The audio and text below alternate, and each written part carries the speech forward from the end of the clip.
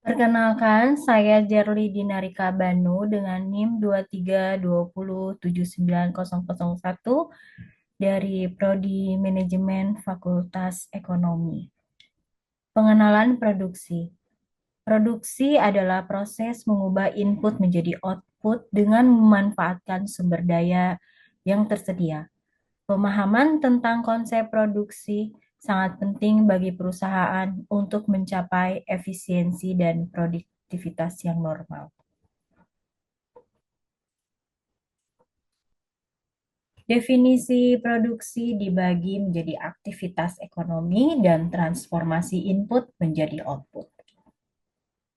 Produksi merupakan aktivitas ekonomi yang melibatkan input-input produksi seperti tenaga kerja, modal, bahan baku, dan teknologi untuk menghasilkan output berupa barang atau jasa yang memiliki nilai tambah.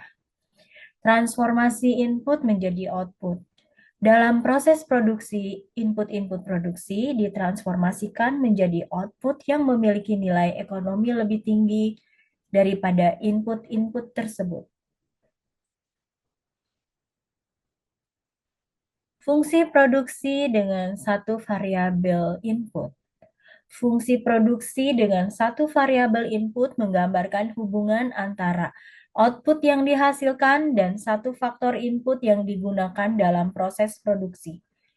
Biasanya berupa tenaga kerja, fungsi ini menunjukkan bagaimana perubahan pada input akan mempengaruhi output yang dihasilkan. Bentuk umum fungsi produksi satu input adalah Q sama dengan F kali L, di mana Q adalah output dan L adalah input tenaga kerja. Fungsi ini dapat digunakan untuk menganalisis efisiensi dan produktivitas dalam suatu proses produksi.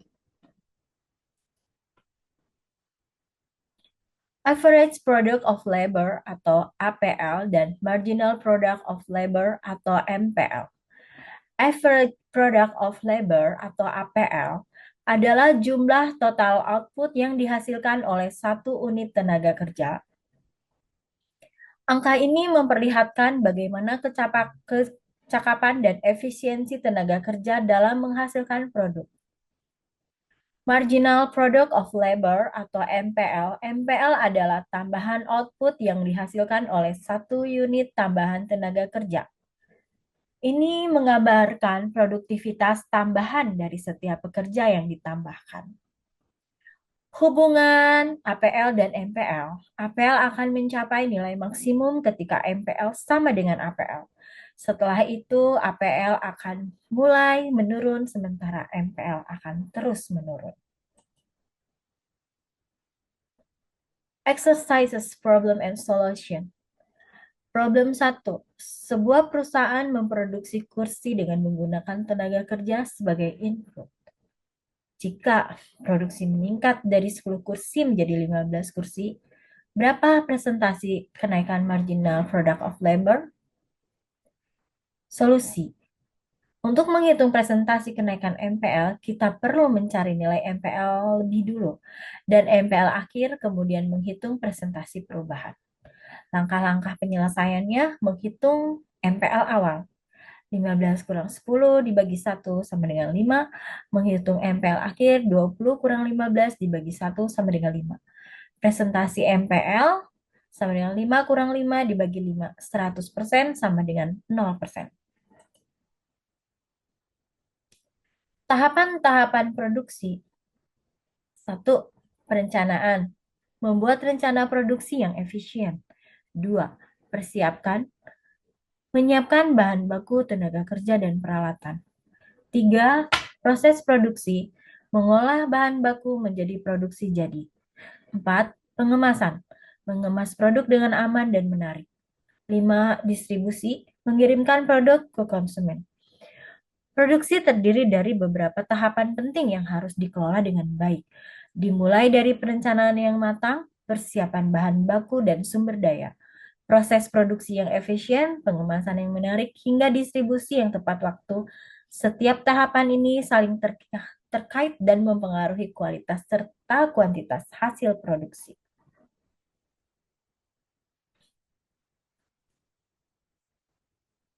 Fungsi produksi dengan dua input variabel. Fungsi produksi dengan dua input variabel mempertimbangkan kombinasi penggunaan dua faktor produksi seperti tenaga kerja dan modal untuk menghasilkan output yang optimal. Hubungan antara input dan output dalam fungsi produksi ini dapat digambarkan dengan kurva isokuan. Kurva isokuan menunjukkan berbagai kombinasi input yang dapat menghasilkan tingkat output yang sama. Produsen akan berusaha mencapai titik keseimbangan di mana biaya produksi yang paling minimal untuk menghasilkan tingkat output tertentu.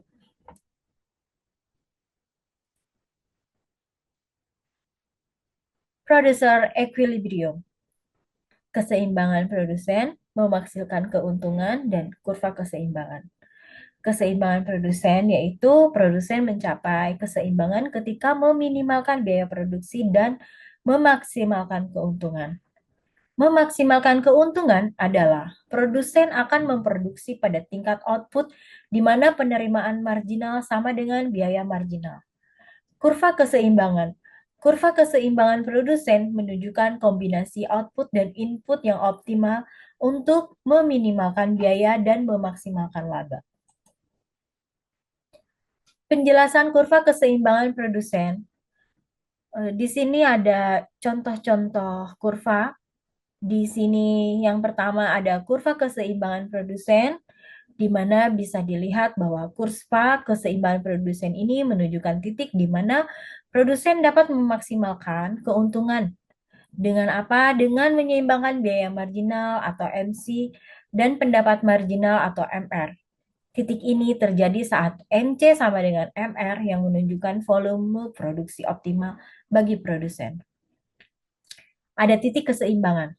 Titik keseimbangan itu di mana produsen terjadi saat kurva biaya marginal atau MC berpotongan dengan kurva pendapatan marginal MR.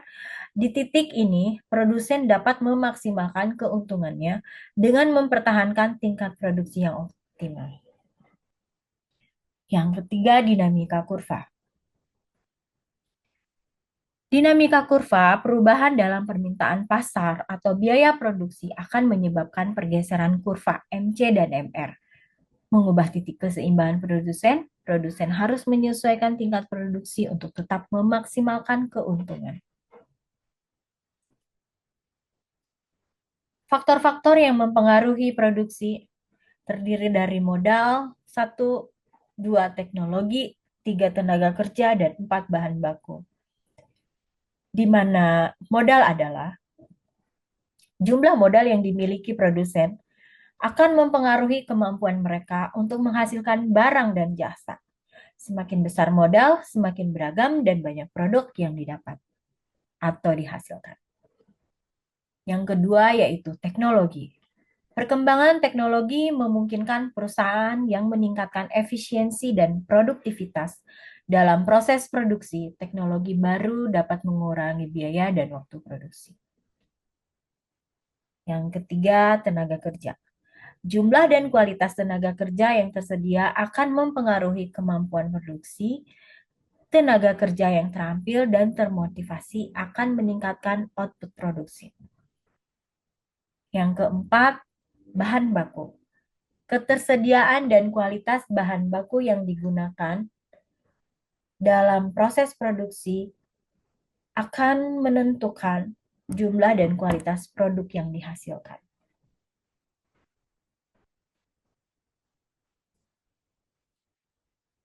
Di sini saya akan menjelaskan mengenai latihan soal.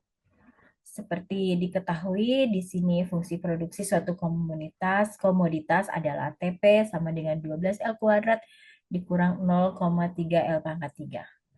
Di mana Q adalah produk yang dihasilkan dan L adalah faktor produksi.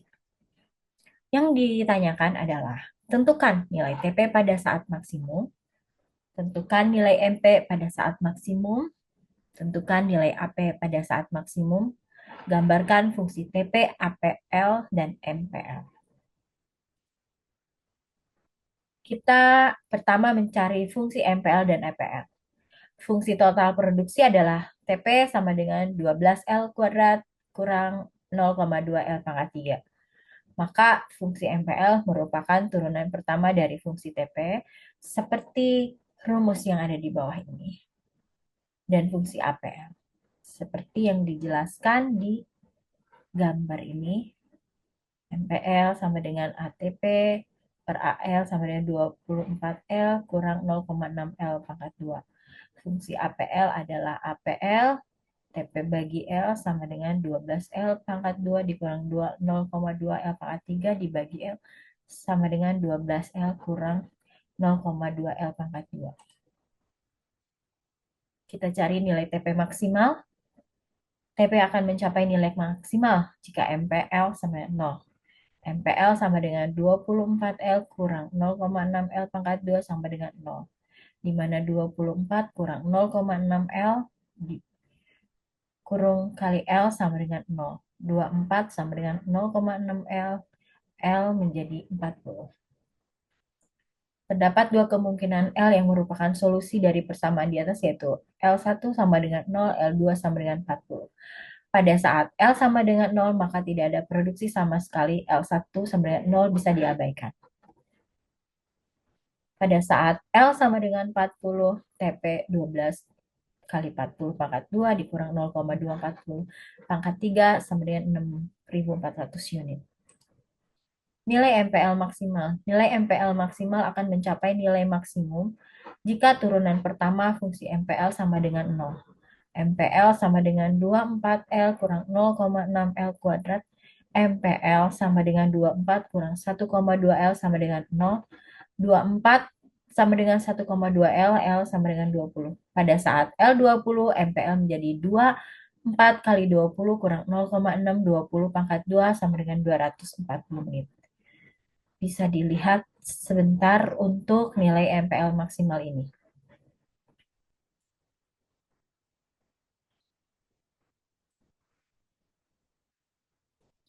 Oke, kita nilai APL maksimal. Terdapat dua kondisi yang menjamin nilai MPL akan maksimum, yaitu 1. Turunan pertama fungsi APL sama dengan 0.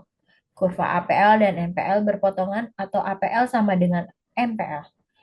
APL sama dengan 12L kurang 0,2 L pangkat 2. APL sama dengan 12 kurang 0,4 L sama dengan 0. 12 sama dengan 0,4 L, L 30. Pada saat L30, APL 12 kali 30 kurang 0,2 kali 30 pangkat 2, 180 unit. MPL 24, 30, 0,6, 30 pangkat 2 sama dengan 180 unit. Bisa diperhatikan untuk nilai APL maksimalnya. Ini kurva yang tadi kita setelah selesaikan, di mana ini ada max MPL dengan garis merah dari 0, 20, 30, 40. Dan untuk max APL-nya yaitu berada di titik 30. Dan untuk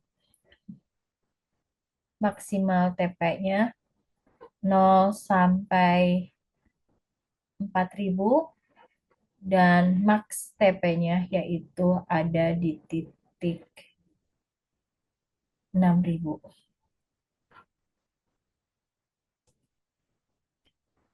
Tahap 1.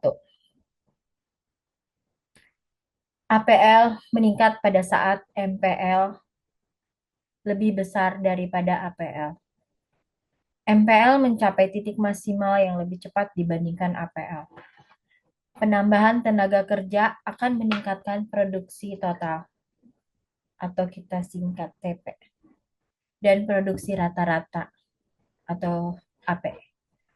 Penambahan L mula-mula akan meningkatkan output dengan tambahan yang semakin besar, increasing marginal return to labor, sampai titik MPL maksimal.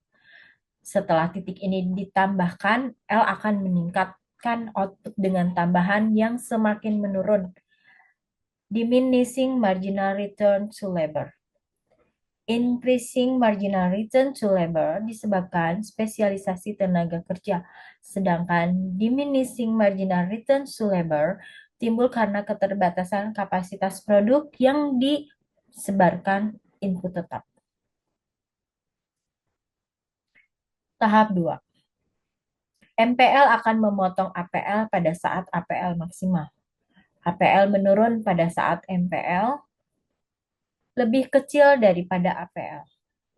Tambahan input L masih akan menambahkan total output TP. Akan tetapi dengan tingkat penambahan output yang semakin menurun, diminishing marginal return to labor, pada saat TP maksimal MPL sama dengan 0. Tahap 3.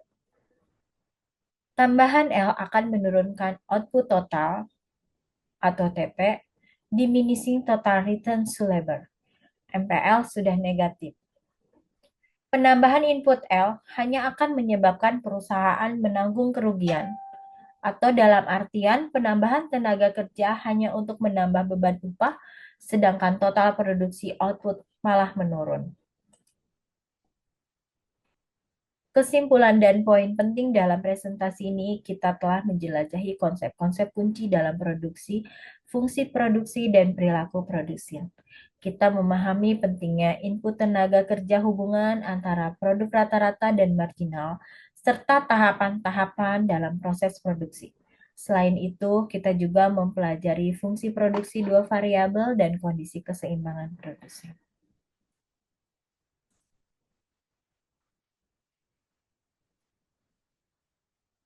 Untuk video yang saya berikan hari ini cukup sekian. Semoga bisa menjadi tambahan pengetahuan. Terima kasih dan selamat siang.